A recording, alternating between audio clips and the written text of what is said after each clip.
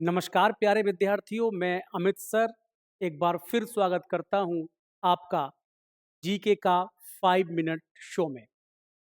और आप मेरे पीछे स्क्रीन पर देख पा रहे होंगे कि जो आज की क्लास, आज का टॉपिक रहने वाला है वो बहुत शानदार है। आईपीसी वर्सेस बीएनएस या आईपीसी और बीएनएस का तुलनात्मक अध्ययन। प्यारे विद्यार्थियों, जैसे कि आपको पता है कि आने वाली 15 मार्च 14 मार्च को उत्तर प्रदेश में दरोगा की वैकेंसी एग्जाम है। तो इस वीडियो को बनाने का उद्देश्य उन्हीं लोगों तक थोड़ी सी सहायता को पहुंचाना है। तो जल्दी से शुरू करते हैं ताकि आप अभी इस चीज का रिवीजन कर ले। और प्यारे साथियों, ये टॉपिक इसलिए भी जरूरी बन जाता है क्योंकि पहली बार बीएनएस लागू होने के बाद से दरोगा एग्जाम हो रहा है। आईपीसी से तमाम सारे सवाल हम पिछले परीक्षाओं में देख चुके हैं, बीएनएस से सवाल बनेंगे निश्चित तौर से, लेकिन चूंकि पहली बार ये चेंजेस हो रहा है, आईपीसी बनाम बीएनएस, तो बहुत ज्यादा संभावना है कि कुछ ऐसे एग्जाम्स में क्वेश्चंस देखने को मिलेंगे जिनका संबंध इसी टॉपिक से होने वाला है, मतलब आईपीसी और बीएनएस का तुलनात्मक अध्ययन। तो जल्दी से शुरू करते हैं। और देखिए, ये देखिए मेरे साथ आईपीसी और बीएनएस का तुलनात्मक अध्ययन। प्यारे बच्चों, आपको पता होगा दोनों ही कानून हैं। पहले हमारे यहाँ आईपीसी चलता था। आईपीसी ब्रिटिश कालीन मानसिकता का कानून था। देखिए, आईपीसी जो है, आप सब बता दूं मैं, 6 अक्टूबर 1860 को ये पारित हुआ था ब्रिटिश संसद के द्वारा। फिर ये लागू हुआ है भारत में 1 जनवरी 1862 को। इसमें कुल अध्याय 23 थे और इसमें कुल धाराएं 511 थी। अब ये जो कानून था, जो आईपीसी था, इसको इंडियन पीनल कोड और भारतीय दंड संहिता कहा जाता था। इस कानून को बनाने के पीछे मकसद क्या था, इसकी चर्चा करना जरूरी है। तो देखिए, भारत में एक चार्टर एक्ट आया था। चार्टर एक्ट क्या था, समय समय पर जब ब्रिटिश शासन हम पर रूल कर रहा था, तो वह समय समय पर कुछ कानून, कुछ एक्ट पारित करता रहता था। ऐसा ही एक एक्ट आया था 1833 का चार्टर एक्ट। ब्रिटिश संसद ने 1833 के चार्टर एक्ट में साफ तौर से कहा था कि जो भी हमारी कॉलोनीज हैं, जो भी भारत है, भारत में जो रहने वाले लोग हैं, वहां के हिसाब से कुछ कानूनों का निर्माण किया जाए। वहां के वायसराय को, जो कि उस समय विलियम बेंटिक थे, उन्होंने 1834 में 1834 में लॉर्ड मैकाले की अध्यक्षता में पहला विधि आयोग बनाया। जी हाँ, बिल्कुल सही सुना आपने, प्रथम विधि आयोग किसकी अध्यक्षता में बना था? लॉर्ड मैकाले की अध्यक्षता में बना था। और इसके अध्यक्ष लॉर्ड मैकाले होने के साथ साथ कुछ इनके सहयोगी लोग भी थे, मतलब इसमें कुछ सदस्य भी थे। मैंने देखिए आखिरी नाम लिखे हैं, अंत वाले। शुरू में किसी के आगे जेम्स, किसी के आगे लॉर्ड लगा रहता है, इसलिए केवल याद करना है। तो देखिए, मैक मैक्लियोड, कैमरून, एंडरसन, मिललेट। फिर से बोल दे रहा हूं, मैक्लियोड, कैमरून, एंडरसन, मिललेट। ये वे टीम थी, ये वे लोग थे जिन्होंने लॉर्ड मैकाले के साथ मिलकर भारत के लिए कानूनों की एक संहिता बनाई थी, जिसको ही आप आईपीसी के नाम से जानते हैं। प्यारे बच्चों, फिर समय बीता, हम आजाद भी हो गए और आजाद हुए हुए हमें काफी वर्ष भी हो गए। अब सोचिए, इतने पुराने वर्षों के कानून क्या आज प्रासंगिक रह सकते हैं? बस इसी बात पर मंथन करते हुए गृह मंत्रालय के द्वारा यह निर्णय लिया गया कि कुछ पुराने कानूनों को खत्म कर दिया जाए, कुछ नए कानूनों को ऐड कर दिया जाए और कुछ कानूनों को यथावत शामिल करके आगे चीजें बढ़ाई जाए। और तब जन्म होता है बीएनएस का। बीएनएस मतलब भारतीय न्याय संहिता, जिसमें 20 अध्याय हैं और 358 इसमें धाराएं हैं। इसकी कुछ प्रमुख तिथियां हैं। इसकी कुछ प्रमुख तिथियां क्या हैं कि ये जो बीएनएस है, इसका जो बिल था वो लोकसभा में 12 दिसंबर 2023 को रखा गया था और बच्चों 20 दिसंबर 2023 को लोकसभा में पारित कर दिया गया था। इसके बाद नेक्स्ट डे, अगले दिन 21 दिसंबर 2023 को बीएनएस बिल 2023 राज्यसभा में रखा गया और उसी दिन राज्यसभा से पारित हो गया। फिर आप जैसे कि जानते हैं, दोनों सदनों में पारित होने के बाद कोई भी बिल राष्ट्रपति के पास अनुमति के लिए जाता है और अगर राष्ट्रपति की अनुमति मिल जाती है तो फिर वही बिल एक्ट में परिवर्तित हो जाता है। बिल्कुल ऐसा ही यहां पर होगा।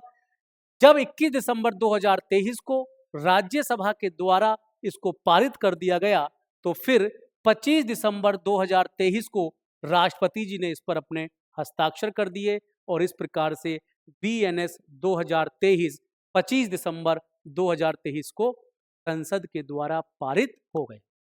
बच्चे आप ये भी जानते होंगे, जब भी कोई कानून संसद के द्वारा पारित होता है तो फिर उसको इम्प्लीमेंट किया जाता है, लागू किया जाता है पूरे भारत में। और इसको लागू किया गया था 1 जुलाई 2026 से।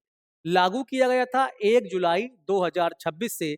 यहां पर मैं बता देना चाहता हूं कि एक धारा यहां पर है 106(2) जो धारा है जिसका हम आगे चर्चा करेंगे, इसको लागू नहीं किया गया था, इसको छोड़ दिया गया था क्योंकि ये वही धारा है जिसके चलते पूरे भारत में ट्रक ड्राइवर, बस ड्राइवर, वाहन चालक हड़ताल पर आ गए थे। क्योंकि इस धारा में प्रावधान है कि यदि आपसे वाहन चलाते समय आपसे किसी की एक्सीडेंटल मृत्यु हो जाती है तो आपको 10 वर्ष की सजा और 7 लाख रुपए तक का जुर्माना आपको देना होगा। तो वाहन स्वामियों की या वाहन चालकों का यही विरोध था कि भाई एक्सीडेंटल अगर चीज है ठीक है, सजा तो झेल ली जाएगी, बट अगर कोई गरीब ड्राइवर है वो 7 लाख रुपए कहाँ से लाएगा। तो कुछ इस प्रकार का इसमें मुआवजा और जुर्माने की राशि ज्यादा थी, जिस वजह से इस पे विवाद हुआ पूरे भारतवर्ष में और आज ये लागू अभी तक नहीं हुई है। प्यारे साथियों, इसके आगे हम चलें तो आगे हम बात करने वाले हैं कि वे कौन कौन सी धाराएं हैं जो आईपीसी में नहीं थी। बहुत सारी चीजें ऐसी चेंज हुई हैं। आप देखेंगे जब उस दौर में आईपीसी बना था तो आतंकवाद जैसी कोई चीज नहीं होती थी। महिलाओं से संबंधित बहुत सारे ऐसे क्राइम नहीं होते थे, बच्चों से संबंधित क्राइम नहीं होते थे और साइबर क्राइम आप जान रहे हैं आजकल लेटेस्ट उभरता हुआ क्राइम है। तो ये सब चीजें पुरानी पड़ गई थी। ये सब चीजों की पुरानी का मतलब ये सब चीजें नई आ गई थी और इनको जोड़ना बीएनएस में अनिवार्य हो गया था। तो इसलिए मैं आपको बता रहा हूं, जो भी मेरी ये वीडियो देख रहे हैं और यूपी दरोगा की तैयारी कर रहे हैं और जो डर रहे हैं कि यार बीएनएस को कैसे रटा जाएगा, इतनी सारी धाराएं कैसे याद की जाएंगी, तो ये जो मैं आपको 15-20 धाराएं अभी बताने वाला हूं अगले 5-7 मिनट में, बस आप इन्हीं को रट के चले जाइएगा। मेरा पूरा पूरा विश्वास है कि इनमें से ही आपको एक धारा मिल जानी चाहिए क्योंकि ये वे धाराएं हैं जो बीएनएस में नई जोड़ी गई हैं, न्यूली एडेड हैं, ये आईपीसी में नहीं थी। तो चलिए समझने का प्रयास करते हैं। तो देखिए पहली धारा है, यहां पर पहली धारा है धारा 2 का 3 क्लोज में बोलेंगे 2 क्लोज 3, बालक की परिभाषा जो कि आईपीसी में नहीं दी गई थी। जो समझाने वाला होगा मैं समझा दूंगा, लेकिन आप इतना भी याद कर लेंगे तो आपका काम हो जाएगा। सेक्शन 48 नया जोड़ा गया है बीएनएस में। इसमें बताया गया है भारत में अपराधों का बाहर से दुष्प्रेरण। अब दुष्प्रेरण का मतलब होता है बच्चा उकसाना यानी करवाना। अर्थात इस धारा में बताया गया है कि यदि कोई भारत के बाहर बैठकर भारत में अपराधों का षड्यंत्र रचता है, उकसाता है, तो वह भी अपराधी माना जाएगा सेक्शन 48 के अकॉर्डिंग। धारा 69 भी न्यूली एडेड है। इसमें कहा गया है धोखे से मैथुन करना। मैथुन का मतलब होता है संभोग करना, सेक्स करना। धोखे का मतलब हो गया आपने झूठ बोलकर, ये सब देखिए आजकल नया ट्रेंड है, शादी का झांसा देकर। पहले इस तरह के अपराधों को शामिल नहीं किया गया था, लेकिन आज इस तरह के अपराधों को शामिल कर लिया गया है। यदि आप किसी के साथ झूठ बोलकर, उसके साथ धोखाधड़ी करके गलत काम करते हैं तो आप अपराधी माने जाएंगे। धारा 73 देखिए बच्चा, कोर्ट की परमिशन के बिना अगर कोर्ट से संबंधित कोई सुनवाई का मामला है, कोई केस है, तो आप मीडिया के से रिलेटेड बात है यहाँ पर, आप उसको ना तो सोशल मीडिया पर डाल सकते हैं, ना अखबारों में छाप सकते हैं, ना ही पब्लिश नहीं कर सकते, पब्लिक के बीच में नहीं ला सकते जब तक कि कोर्ट इस बात की इजाजत ना दे दे। तो ये ध्यान रख लेंगे। धारा 86 क्रूरता की परिभाषा इसमें बताई गई है कि क्रूरता क्या होगी। आगे बात कर लेते हैं। धारा 95 सेक्शन 95 बात करता है कि मैंने कहा था बालक, अब आजकल आप देख रहे हैं बालकों को भाड़े पर ले लेना, किसके लिए? अपराध के लिए। अपराध मतलब छोटा बच्चा है, उसे आपने थोड़ा सा लालच दिया और तमंचा दे दिया, बोले गोली से उड़ा दो जाके, तो आप भी अपराधी माने जाएंगे। ठीक है, तो ये धारा पहले नहीं थी, अब इसमें भी विशेष प्रावधान कर दिया गया है इस तरह के। Most important 103(2) mob lynching. Mob lynching की घटनाएं समाज में यत्र तत्र देखने को मिलती रहती हैं, इसीलिए बीएनएस में मॉब लिंचिंग के द्वारा होने वाली घटनाओं को शामिल किया गया, उन्हें एक अपराध का रूप दिया गया है। मॉब लिंचिंग को परिभाषित करते हुए बताया गया है कि मॉब लिंचिंग तब मानी जाएगी जब उस भीड़, उस समूह में 5 या 5 से अधिक लोग होंगे, और यदि वह 5 लोग या उससे अधिक लोग किसी को मार देते हैं, मिलकर किसी को मार देते हैं, किसी की जान ले लेते हैं, तो वह मॉब लिंचिंग द्वारा हत्या की जाएगी। अब आपके दिमाग में आ रहा होगा सर पांचों के पास तलवार है, हथियार है, इस तरह से नहीं।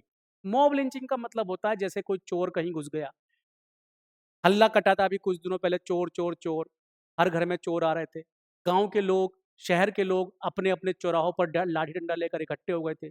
अब मान लीजिए कोई अचानक से वहां से अनजान राही गुजरा, भीड़ को लगा चोर है, भीड़ ने इकट्ठा हुआ और भीड़ ने उसकी जान ले ली, जान से उसको मार दिया, ये मॉब लिंचिंग। ऐसा नहीं कि प्री प्लान्ड आप गए, वो मॉब लिंचिंग नहीं माना जाएगा। ठीक है, तो आप समझिएगा इस तरह से। धारा 106 धारा 106 अभी मैंने जस्ट बताया था, वाहन से मृत्यु कारित होना, मैंने कहा विवादित है। भारत में कई वाहन स्वामी, कई वाहन चालक इस धारा का विरोध कर रहे थे, तो सरकार को लगा कि इस पर विचार पुनः मंथन करना चाहिए। फिलहाल अभी ये लागू नहीं है। वही बात है, मुआवजा बहुत मोटा रखा गया था इसमें। अगर आप गाड़ी चला रहे हैं और आपके गाड़ी चलाते समय उससे किसी की जान चली जाती है, तो बहुत मोटा मुआवजे की यहाँ पर बात की गई थी। धारा 111 और धारा 112। धारा 111 में संगठित अपराध की बात की गई है। संगठित अपराध पहले आईपीसी में नहीं होते थे। एक फिल्म देखी होगी पुष्पा 2, पुष्पा 2 में आपने देखा होगा कि लकड़ी का, चंदन की लकड़ी का एक ग्रुप बना हुआ है, स्मगलिंग होती है वहां पर, तो एक से एक जुड़ा हुआ है उसी धंधे से, मतलब धंधा एक है, लेकिन वो धंधा कैसे हो रहा है? ऑर्गेनाइज्ड तरीके से हो रहा है, संगठित तरीके से हो रहा है। इसी को कहा जाता है क्या? ऑर्गेनाइज्ड क्राइम या संगठित अपराध। अब धारा 112 में है छोटे संगठित अपराध, तो ऑब्वियसली 111 में कैसे हो गए? बड़े बड़े। जैसे मैंने पुष्पा 2 का उदाहरण दिया या पुष्पा मूवी का उदाहरण दिया कि चंदन का पूरे भारत में या पूरे चंदन साउथ इंडिया में जितने भी चंदन के लोग थे, वो सब मिलकर एक साथ एक क्राइम को अंजाम दे रहे थे। लेकिन मान लीजिए किसी अपहरण करना है, अपहरण करने में आपको एक बैन वाला होना चाहिए, एक के पास रिवॉल्वर होना चाहिए, एक अपहरण करने वाले को उठाने वाला होना चाहिए और आगे रास्ता दिखाने वाला होना चाहिए। तो जहां पर 4-5 लोग मिलकर छोटा कोई अपराध करते हैं, तो अब उसको भी संगठित अपराध की संज्ञा दी जाने लगी है, जो कि धारा कौन से में है? 112 में है। धारा 113 क्या कहती है? आतंकवादी कार्य। आतंकवादी कार्य वे सभी कार्य होंगे जिसके करने से देश की संप्रभुता, एकता, अखंडता में खतरा हो और डर का माहौल व्याप्त हो जाए। तो ये सब चीजें पहले नहीं थी, लेकिन अब न्यूली ऐड की गई हैं। धारा 117 देख लेते हैं। गंभीर चोट। गंभीर चोट को कानूनी भाषा में उपहति कहा जाता है। इसमें बताया गया है कि यदि आप किसी के, आपने गणासा मारा, ब्लेड मार दिया, कुछ भी मार दिया, आपने उसकी उंगली काट दी, आपने उसकी आंख फोड़ दी, इन सब चीजों को कहा जाएगा स्थायी विकलांगता। ठीक है, डैमेज कर दिया आपने पूरी तरह से अंग। 52 देख लीजिएगा, 152 बहुत इंपॉर्टेंट है। आप कोई भी ऐसा कार्य कर रहे हैं जिससे कर रहे हैं, देखिए आतंकवादी कार्य में कर दिया, लेकिन यहां क्या है? संभावना है, आपके कार्य से कुछ ऐसा होने की क्या है? संभावना है, तो वो 152 के अधीन अपराध माना जाएगा। देश की संप्रभुता, एकता, अखंडता को खतरे में डालने वाले, खतरा हुआ नहीं है, डालने की आपने प्रयास किया। और इसी में देखिए 197 2 पहले बता दूं मैं, 197 2 152 का ही एक तरह से समझ में आ जाएगा आपको कि अगर आपने कोई ऐसी र्यूमर फैलाई, अफवाह, जिससे भारत की एकता, संप्रभुता खतरे में पड़ जाए, तो आप दोषी माने जाएंगे किस धारा के अकॉर्डिंग? 197 close to. तो यहां पर 3 बातें बताई। आपने कोई ऐसा कार्य कर दिया, बम फोड़ दिया, आतंकवादी कार्य, लेकिन आप पकड़े गए, आपने कुछ ऐसा करने की आप सोच रहे थे, काम आपका कंप्लीट नहीं हुआ, 152। या फिर आप भारत के बाहर बैठे हैं और भारत के बाहर बैठकर मान लीजिए यहां पर गलत तरीके के भाषण दे रहे हैं, ऐसे भाषण दे रहे हैं जिससे यहाँ पर हिंदू मुस्लिम हो जाए या जातीय दंगे हो जाएं, तो ये आपका आएगा किसमें? 197(2) में। अब बचता है 195(2). अगर मान लीजिए आप एक दरोगा बन गए हैं, आपको सूचना मिल गई, आपको फोन आया कि भाई फला जगह दंगा भड़क गया है, तो आप वहां पर गए, और आप जब वहां पर गए तो वहां पर कुछ लोगों ने आपको घेर लिया, कमरे में बंद कर दिया और कहा कि बाहर निकले तो जान से मार देंगे, पहले उनको तो बाद में मारेंगे, पहले तुमको मारेंगे। तो ये उन लोगों पर क्या लगेगा? 195(2). यानी आप किसी भी पब्लिक सर्वेंट को कोई दंगा बलवा को रोकने में बाधा उत्पन्न नहीं कर सकते। और आगे बात करते हैं 324, सरकारी संपत्ति की रजिस्ट्री। यानी कोई भी सरकारी विभाग है, उसके पास कोई जमीन पड़ी है, आप उसे कब्जा नहीं कर सकते, उस पर खेती नहीं कर सकते, उस पर कोई भी हानि, मान लीजिए कोई सरकारी गाड़ी है, संपत्ति में तो दोनों प्रकार की आती हैं, चल संपत्ति भी और अचल संपत्ति भी। तो चल संपत्ति जैसे कोई सरकारी जीप है, आपने उसमें आग लगा दी, आप अपराधी माने जाएंगे 324(3) के अकॉर्डिंग। बात कर लेते हैं अगली धारा की 341। आप फर्जी नंबर प्लेट से गाड़ी चला रहे हैं या बना रहे हैं, दोनों में ही आप अपराधी हैं। ना तो आप रख सकते फर्जी चीजें, ना आप उनका प्रयोग कर सकते। सिग्नेचर कर रहे हैं, कोई मोहर है आपके पास, कोई स्टाम्प है या कोई गाड़ी का नंबर प्लेट है, ये सब अपराध माना जाएगा अकॉर्डिंग टू 341। और लास्ट है 358, अंतिम धारा है बीएनएस की, जिसमें साफ साफ कहा गया है कि भैया अब आईपीसी का प्रभाव भारत से समाप्त हो चुका है, निरसित हो चुकी है आईपीसी। अब आईपीसी का भारत में कोई काम नहीं है। अब आईपीसी का स्थान किसने ले लिया है? बीएनएस ने लिया है। ठीक है प्यारे बच्चों, तो ये टॉपिक आप ही के लिए लाया था मैं, यूपी दरोगा की तैयारी करने वाले बच्चों के लिए ले आया था। बच्चों के मैसेज आए थे कि सर कुछ इस तरह के कीजिए। तो अगले कुछ 2-4 दिन, जब तक आपका परीक्षा नहीं होता है, मैं प्रयास करूंगा कि यूपी दरोगा के लिए जो भी कंटेंट मैं आपको दे सकूं इन 2-4-10 क्लासों में, वो मैं आपको देने का प्रयास करूंगा। Thank you. जय हिंद, जय भारत।